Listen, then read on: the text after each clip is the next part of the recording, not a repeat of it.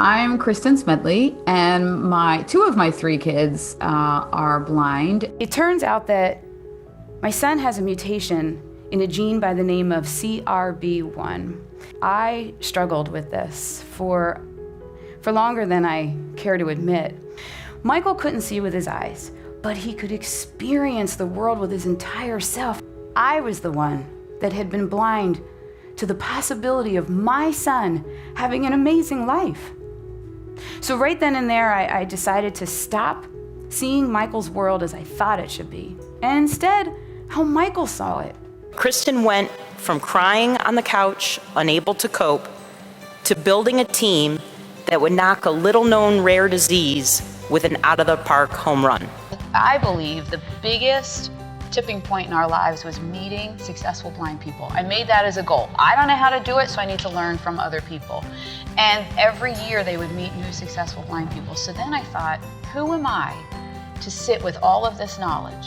So my goal was just to have a little pamphlet, and it evolved into a collection of stories, and then it became this book. And that book then turned into a Facebook community that maybe some of you have heard about, and if not, I hope that you'll join it. The Thriving Blind page on Facebook is a phenomenal community. I am here with Kristin Smedley, who happens to be a winner tonight for Best Power Person. Congratulations. Hey, thank you so much. So I started and am president of the Curing Retinal Blindness Foundation. I always say we went from one Facebook post to the floor of the FDA in less than 6 years. That's the power of social media. That's the power of a group of moms and parents wanting answers. But it was also the blessing of gene therapy coming on the scene. Mr. Speaker, I rise today to introduce my resolution expressing support for the designation of February 28, 2016 as National Rare Eye Disease Awareness Day. Hi, welcome back to The Positive Side on RBN TV with my super positive guest that I'm so excited to have, Kristin Smedley.